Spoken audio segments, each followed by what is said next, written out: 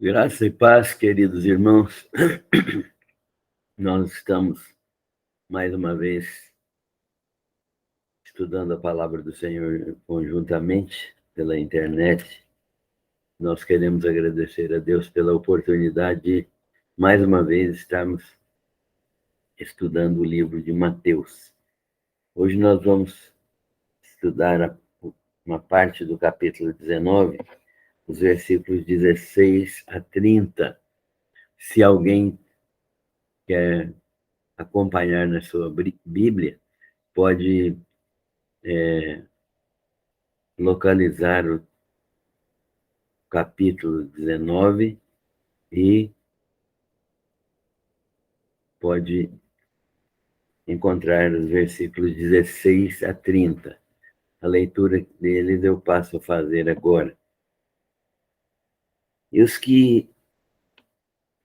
que alguém, aproximando-se, lhe perguntou: Mestre, que farei eu de bom para alcançar a vida eterna? Respondeu-lhe Jesus: Por que me perguntas acerca do que é bom? Bom só existe um. Se queres, porém, entrar na vida, guarda os mandamentos. E ele lhe perguntou: Quais? Respondeu Jesus: Não matarás, não dirás falso testemunho,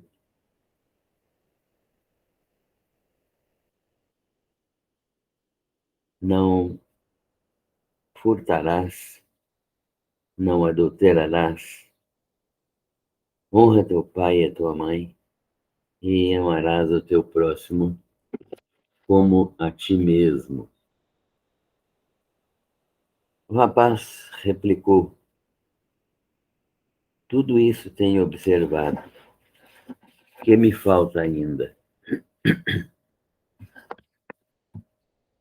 Disse-lhe Jesus: Se queres ser perfeito, vai, vende os teus bens, dá aos pobres, e terás um tesouro no céu. Depois, vem e segue-me. Tendo, porém, o jovem ouvido esta palavra, retirou-se triste por ser dono de muitas propriedades. Então disse Jesus a seus discípulos: Em verdade vos digo que um rico dificilmente entrará no reino dos céus. E ainda vos digo que é mais fácil passar um camelo pelo fundo de uma agulha do que entrar um rico no reino de Deus. Ouvindo isso, os discípulos ficaram grandemente maravilhados e disseram: Sendo assim, quem pode ser salvo? Jesus, fitando neles os olhos, disse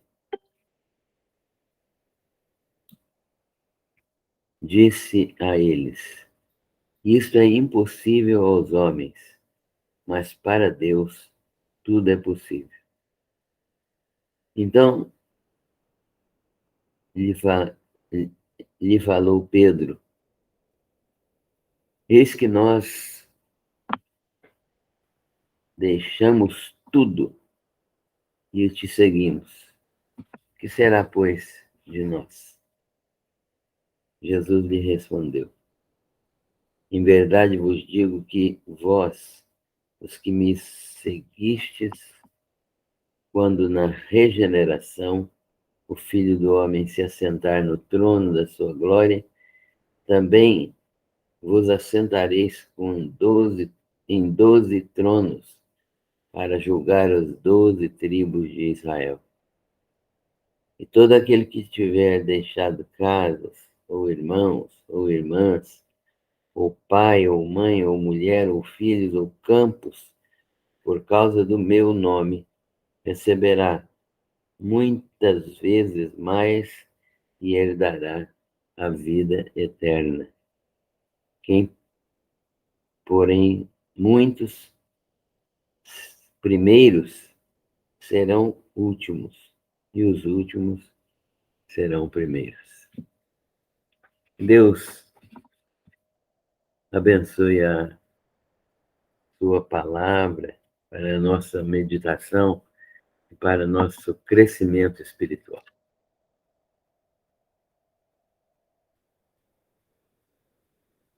Vamos orar mais uma vez? E então começaremos o estudo. Senhor, nós te agradecemos porque a tua palavra é viva, verdadeira, poderosa, eficaz, suficiente, definitiva. Ela é uma palavra perfeita, porque ela é a tua palavra. E nós te rogamos que ao estudarmos a tua palavra santa, o Senhor nos dê sabedoria, discernimento, nos dê um coração aberto ao teu Santo Espírito, para entender aquilo que ele mesmo inspirou homens santos para escrever. Fala conosco, abençoa-nos, abençoa cada participante que vai ter contato com esta produção, com esta live, e que a tua palavra produza frutos na vida de todos os que participarem. Nós oramos agradecendo todas as tuas bênçãos, em nome do Senhor Jesus. Amém. Muito bem, queridos. Jesus está, nesta oportunidade registrada aqui, está ensinando o povo. Ele continua ensinando o povo, continua falando a respeito das coisas do reino, ensinando sobre casamento, sobre divórcio, condenando o divórcio, ensinando sobre a simplicidade das crianças e como é necessário que nós também tenhamos simplicidade delas para sermos candidatos ao reino dos céus. Jesus está apresentando vários temas ainda nessa caminhada que vai se iniciar dentro em breve para a cidade de Jerusalém, onde ele vai passar sua última semana e vai ser morto. E onde depois de 3 dias morto, ele ressuscita. Então, Jesus está ensinando, falando do amor de Deus, e seus discípulos estão com ele. E ele os ensina sobre o casamento, condenando a prática do divórcio, abençoa as crianças, como nós já dissemos, né? E ele agora tem diante de si um homem jovem, que o texto nos diz jovem pelo menos 2 vezes, que queria saber o caminho da salvação, o caminho para a entrada no reino. A ideia aqui é que ele quer saber como fazer parte do reino que o Messias vem estabelecer. Ele quer saber como ele pode participar desse reino que vai ser estabelecido pelo Messias. E então ele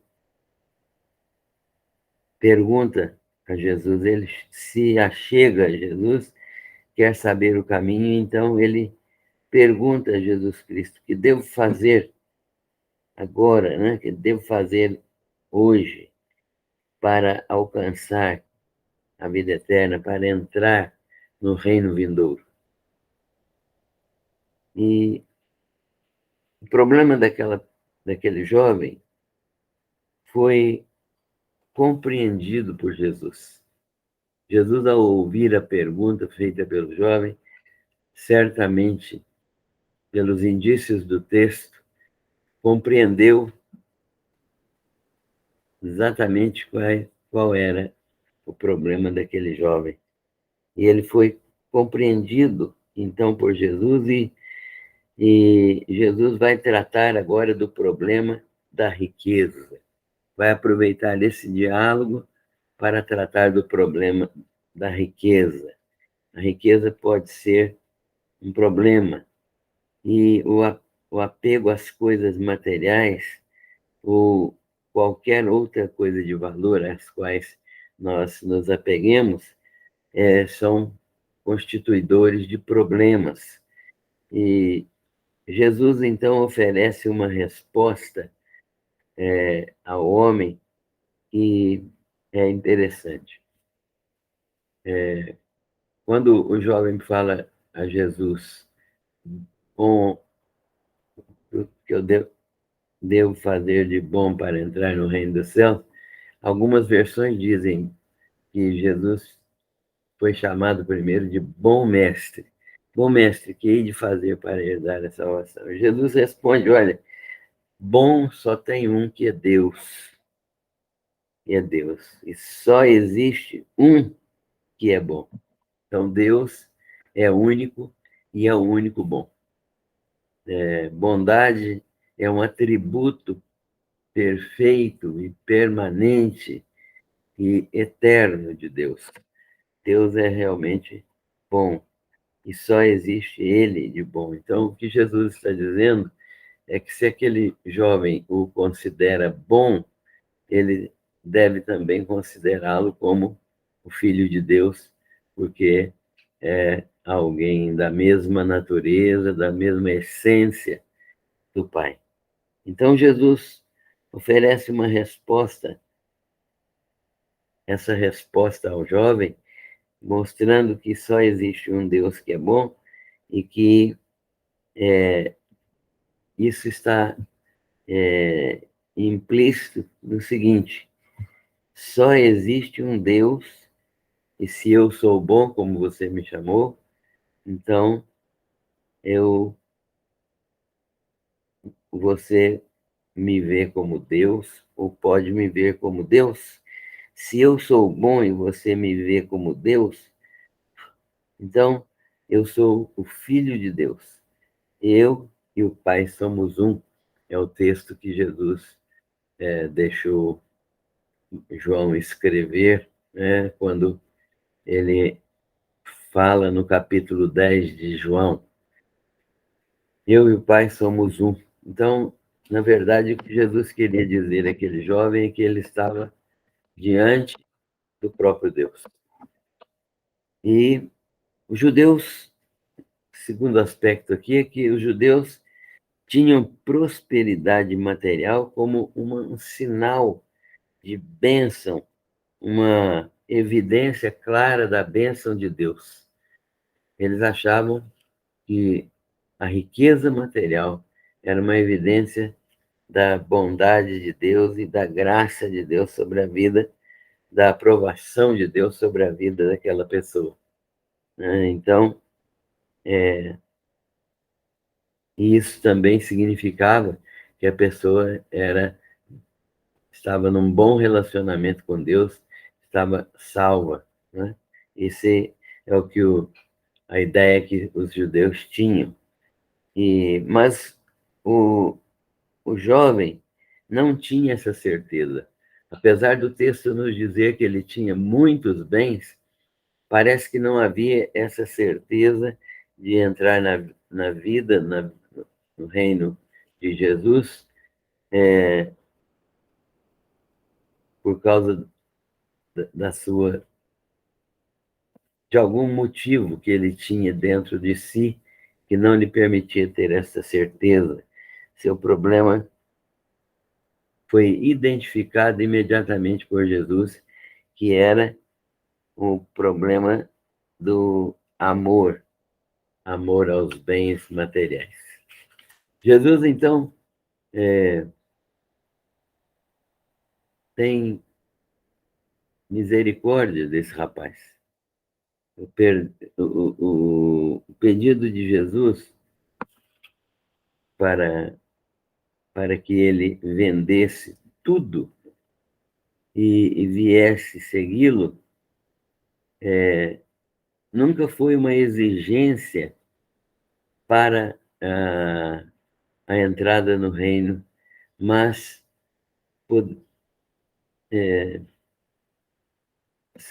serviria para demonstrar, se ele vendesse tudo, o apego dele aos bens materiais ou o desapego dele aos bens materiais.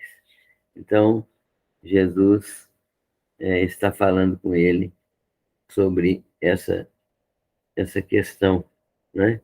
E então nós encontramos esse diálogo que nos revela que ele valorizou muito mais as suas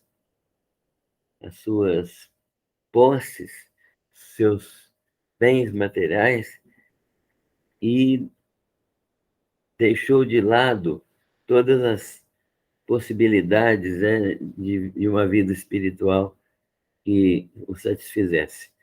A questão não é vender tudo e dar aos pobres, não é isso. Mas a questão é do tesouro no céu. O que é o tesouro no céu? O tesouro no céu não se consegue por meio de vender as coisas aqui e entregar o dinheiro aos pobres. O tesouro no céu é a crença, né? A bênção de crer no Senhor Jesus, crer em Deus, e essa crença em Deus, essa crença em Jesus Cristo, essa crença no Espírito Santo é uma crença que é verdadeiramente o tesouro mais importante, o único tesouro seguro que nós temos. Então, a, a vida deste jovem demonstra que há muitas pessoas que têm a sua segurança colocada em bens materiais, colocada em sucesso, em poder, e nem sucesso, nem poder, nem bens materiais, nem qualquer outra coisa podem suportar nossa vida, podem sustentar nossa vida espiritual. Então, quando Jesus falou para ele, vai, vende tudo que tem e dá aos pobres, terás um tesouro no céu, Jesus não estava propondo uma troca. Você vende tudo que você vai ter um tesouro no céu. Não é isso. Ele só poderia fazer isso se ele realmente confiasse em Deus, confiasse na palavra de Jesus Cristo, confiasse na orientação do Espírito Santo na sua vida. Então, ele poderia fazer isso. Mas não, a exigência de Jesus para a salvação não é a venda de bens, mas é ter um tesouro nos céus. E isso significa claramente que é abrir mão de todos os bens da terra. Você não precisa abrir mão e perder tudo, jogar tudo fora, mas você precisa colocá-lo a serviço do Senhor, colocá-lo fora do alcance da sua vontade, no sentido de que a sua vontade deve estar liberta. Tendo tudo ou perdendo tudo, você tem um tesouro no céu. Isso é o que Jesus está querendo ensinar para aquele jovem, né? Porque Jesus ainda, ao falar sobre isso no Sermão do Monte, ele diz que não podemos servir a Deus e as riquezas. E aquele jovem estava servindo as riquezas. Ele vivia amando as riquezas. A questão, portanto, é de onde está o meu tesouro, está o meu amor. A quem eu amo de verdade? Então, uma pessoa que consegue amar a Deus de verdade, ela consegue ser rica, consegue ser pobre, consegue ter alguma coisa, consegue não ter nada, porque ela confia plenamente na providência e na provisão de Deus. Era isso que Jesus estava ensinando para esse jovem, né? E ele talvez não tenha aprendido, porque a Bíblia não fala mais sobre ele, mas diz que ele saiu entristecido, da, daquela conversa com Jesus. Ele valorizou muito mais as suas posses do que o destino eterno da sua alma. Isso é uma situação que muitas pessoas enfrentam e, infelizmente, a grande parte delas, como Jesus disse, né? Os ricos dificilmente entram no reino do céu, grande parte delas não abre mão do amor aos seus bens materiais. Paulo ensina também a Timóteo, não é o nosso texto, mas é um texto relativo, um texto relacionado com este. Paulo ensina a Timóteo que o amor ao dinheiro é a raiz de toda espécie de males. Paulo também não condena a riqueza, né? Teve muitos amigos de Paulo e discípulos de Jesus que foram ricos e utilizaram a riqueza para glorificar o Senhor, não amando a riqueza, mas amando ao Senhor. Paulo diz, então, a Timóteo que o amor ao dinheiro é a raiz de toda espécie de males, né? Por quê? Porque é uma idolatria. É uma idolatria. E você, quando tem idolatria pelo dinheiro, você é capaz de fazer tudo para manter o seu dinheiro e para aumentar o seu dinheiro. Então, esse fruto do amor ao dinheiro na verdade, um sistema idolátrico, né? É a idolatria do dinheiro. Jesus disse que não podeis servir a Deus e a Mamon. Em algumas versões, em vez de riquezas, fala Mamon. Mamon era um deus pagão que representava as riquezas. Então, servir a Mamon era servir a um ser que não é Deus, né? Um ídolo, e essa idolatria é verdadeiramente ofensiva a Deus, é pecaminosa na sua essência, e Paulo, então, orienta Timóteo a não amar o dinheiro, e Jesus também apresenta este ensino aos discípulos para não amarem o dinheiro. A preocupação dos apóstolos que ouviram o diálogo entre Jesus e o jovem é interessante nesse texto. Os apóstolos ouviram a conversa de Jesus com o jovem e tiveram uma reação interessante também, uma reação de preocupação. Jesus estava falando que era impossível entrar um rico no céu, né? Mais fácil passar um camelo pelo fundo de uma agulha. Aqui a agulha, segundo a maior parte dos estudiosos, é a agulha de costurar mesmo, né? Para demonstrar que é impossível para o ser humano, né? Na esfera humana, é impossível um rico entrar no reino dos céus. É, então, os discípulos levantaram essa questão, né? E nós? Quanto a nós abandonamos tudo para te seguir, né? Havia aqui uma preocupação. Será que a salvação é impossível? E Jesus diz, não, para Deus tudo é possível. Deus pode salvar até uma pessoa rica, milionária, cuja salvação por si só, por si mesmo, é impossível. Mas Deus torna as coisas possíveis. Deus pode salvar ricos, pobres, pode salvar pródigos e avarentos. Deus pode salvar qualquer pessoa segundo a sua soberana vontade. E Jesus, então,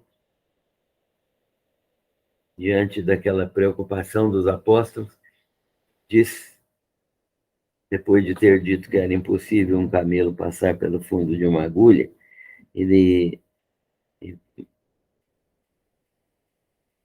e isso significava a dificuldade de um rico entrar no reino de Deus. A resposta que Jesus dá aos discípulos com essas dúvidas todas é que, primeiro de tudo, para Deus, nada é impossível. Deus pode salvar as pessoas na sua infinita misericórdia. Ele pode salvar as pessoas, qualquer pessoa. E segundo, Jesus demonstra que a salvação é impossível para quem confia em si mesmo. Os ricos confiam na sua riqueza, mas confiam também em si mesmos. Mas não é só rico que confia em si mesmo. Muitas pessoas de mediana condição, e os pobres também, confiam muito em si mesmos. Apresentam uma salvação por obras, apresentam um tipo de relacionamento por Deus por mérito. Então, isso é o que Jesus está condenando aqui, que ninguém que dependa de si mesmo pode ser salvo. A pessoa não deve depender de si mesma na salvação, ela tem que depender de Deus. Nada que ela tenha ou faça, nada que ela queira fazer ou pensar, nada de obra humana pode levar à salvação. Nem mesmo vender tudo que tem, dar aos pobres, porque não é isso o que está embutido no texto de Jesus. Que Jesus estava falando para aquele jovem, não é que a salvação dele seria comprada com as fortunas que ele tinha, mas é o desapego aos bens materiais. Porque se ele não tiver desapego aos bens materiais, ele vai continuar confiando em bens materiais e nunca vai colocar a sua confiança em Deus. Então, o texto nos mostra isso. Só Deus pode realizar a salvação. Só Deus. Porque se ele não realizar a salvação, mais ninguém poderá fazê-la. Só ele realiza o impossível, né? E para o homem perdido, a, a salvação é realmente impossível. Nós sabemos disso por estudarmos a palavra de Deus e sabemos que ninguém consegue ser salvo sem completa dependência de Deus na sua salvação, que mandou Jesus Cristo aqui morrer em nosso lugar, derramar o seu sangue, não para ser um exemplo para nós, mas para ser o nosso substituto na morte na cruz do Calvário. Então, Jesus morreu a minha morte, morreu a morte de todos os pecadores. Só Deus, então, pode realizar a salvação. E um terceiro aspecto aqui é que o problema não é a riqueza, nós já falamos. Não é riqueza e não é pobreza. O problema aqui consiste no apego às coisas materiais, apego àquilo que se tem, né? Isso. Então, nós entendemos que nesta vida, sendo capaz de dar, capaz de dar prioridade a Deus, prioridade a Jesus, sendo, nossa vida pode ser transformada, mesmo considerando que família, bens materiais, tudo que pode ter valor, né? Qualquer coisa de valor, quando ele vier na regeneração, tem seu reino milenar, né? Quando ele for estabelecer o seu reino milenar, Jesus vai reinar em glória. Todos, independente daquilo que tiveram, que têm, todos, então, serão recompensados e herdarão a vida eterna. Então, há uma doutrina bíblica que fala da recompensa daqueles que servem ao Senhor aqui com seus bens, com sua casa, sua família, com seu poder, seu sucesso, sua inteligência. Todos os que abrem mão de tudo que têm, né? Tiram a atenção de tudo aquilo que têm, aqueles que renunciam o apego às coisas materiais, aqueles que não têm nenhuma ligação de dependência das coisas materiais, todos estes serão participantes do reino de Jesus e serão galardoados e receberão a vida eterna. Este é o ensino de Jesus neste trecho. E aí ele fala que os primeiros serão os últimos, e os últimos serão primeiros. Para demonstrar que posições de realce,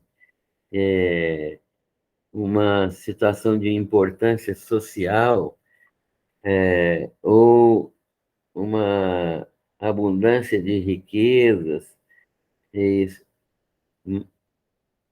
abundância de sucesso, bens materiais em toda a sua quantidade. Então, todas as questões que acabam trazendo importância material neste mundo às pessoas, são recursos materiais que não conferem direitos ou que não conferem prioridades no reino do céu. Então, muitos que se acham mais importantes no reino dos céus, eles poderão não ser primeiros, mas ser os últimos, né? E muitos que são humildes e que só confiam em Deus, que não têm apego a nada material ou que nem têm nada para se apegar, esses muitas vezes serão colocados em primeiro lugar, porque estarão de uma maneira muito nítida, confiando exclusivamente na pessoa bendita de Jesus. Por isso, Jesus diz que muitos últimos serão primeiros e muitos primeiros serão últimos, né? Por quê? Porque ser primeiros neste mundo aqui pode significar apego aos bens materiais, né? E últimos neste mundo aqui pode significar pobreza, pode significar limitação, mas também pode significar desapego a tudo aquilo que é material, a tudo aquilo que é humano. Então, Jesus está ensinando isso, como lidar com as riquezas. Não é proibido ter riquezas, mas é mortal, é fatal amar as riquezas. Amar, não ser capaz de abrir mão daquilo que Deus requer, não ser capaz de abrir mão para abençoar pessoas, não ser capaz de abrir mão para ajudar a obra missionária, não ser capaz de abrir mão para fazer muita coisa com os recursos materiais que Deus dá. Então, isso precisa ficar muito claro no ensino de Jesus sobre o dinheiro.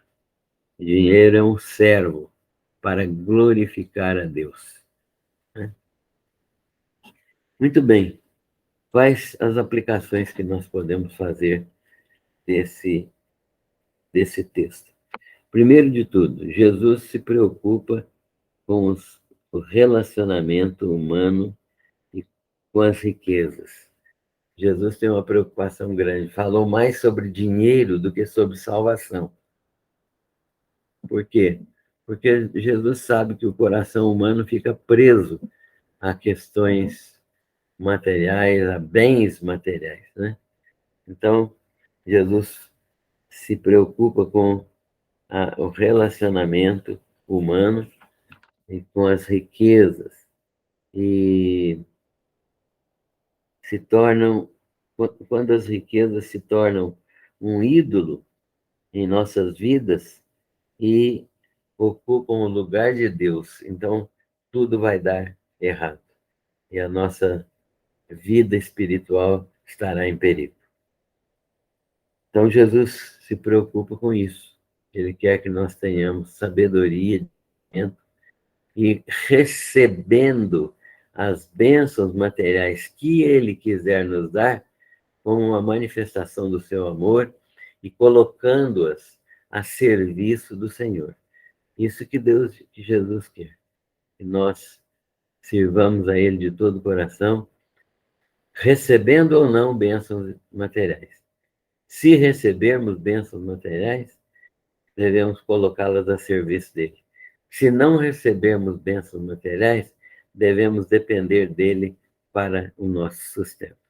É isso que Jesus está ensinando. Segundo aspecto,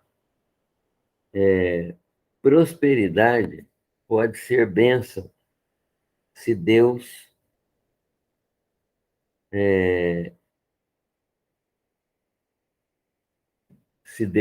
assim nos fizer prósperos.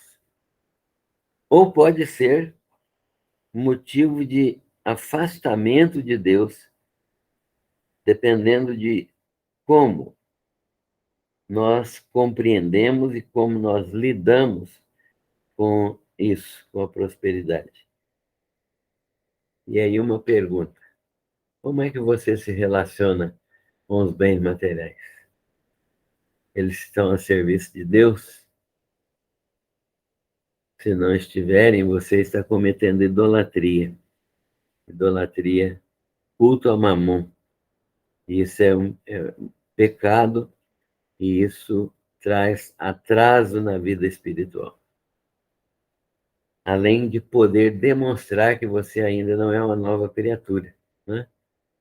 Pode ser que você ainda não seja uma nova criatura, que ainda está adorando um ídolo, que são as riquezas.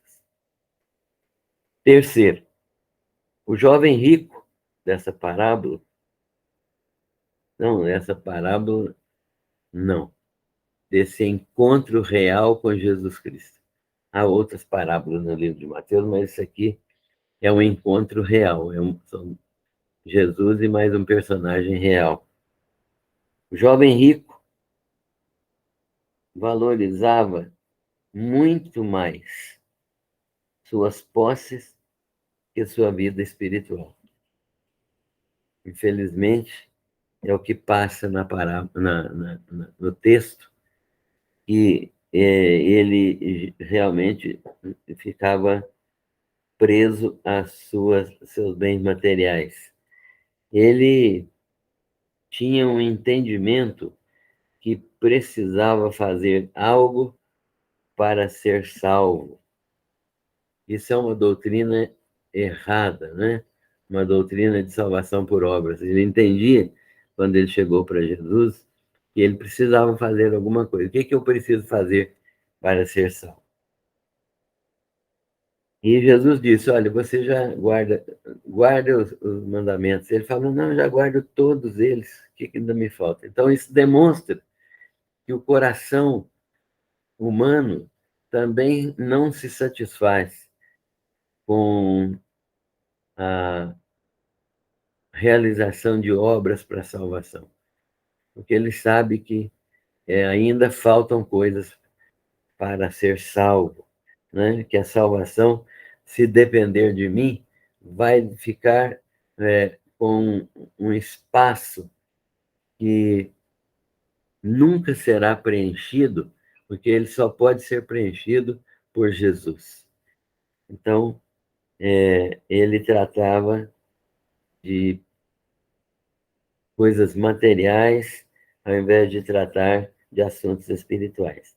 Ele tinha esse entendimento de que ele precisava fazer alguma coisa para ser salvo. Jesus lhe orientou que ele precisava perder o amor pelas riquezas, perder o amor por tudo aquilo que ocupa o lugar de Deus na vida. E você, como está? Ainda há coisas, mesmo que não seja riqueza, há coisas que ocupam o lugar de Deus na sua vida? Há muitas coisas que podem ocupar o lugar de Deus na nossa vida.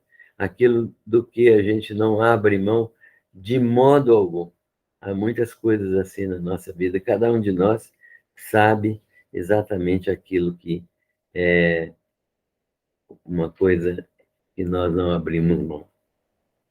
E, finalizando, todas as pessoas de qualquer origem, de qualquer raça, todas as pessoas, qualquer pessoa no mundo inteiro, pode ter a atitude que foi revelada na vida do jovem rico. Não é só o jovem rico que teve aquela atitude. Qualquer um de nós pode ter essa atitude enquanto não entregarmos ao Senhor a nossa vida, renunciando a todas as coisas, renunciando aos ídolos que nós temos. Então, estaremos vivendo certamente em idolatria. O jovem rico idolatrava seus bens materiais. Muita gente pode não ter bens materiais abundantes, mas pode, ainda assim, idolatrar. Eu conheço pessoas que idolatram carros, conheço pessoas que idolatram outras pessoas, conheço pessoas que idolatram programas de televisão, novelas, futebol. Conheço pessoas que idolatram o estudo, a, a progressão cultural, e o poder, a política. Então, há muitas coisas. Idolatram filhos, marido, esposa. Então, as coisas são muito sutis e elas vão nos envolvendo e fazendo a gente ter idolatria pelas coisas. É a mesma situação do jovem rico. A idolatria dele era pela, pelos seus bens. Nossa idolatria pode ser pelo sucesso, pelo poder, pela família, pelo título que a gente ostenta, por tudo. Tudo pode constituir ídolo na nossa vida, né? Todas as pessoas estão na mesma situação.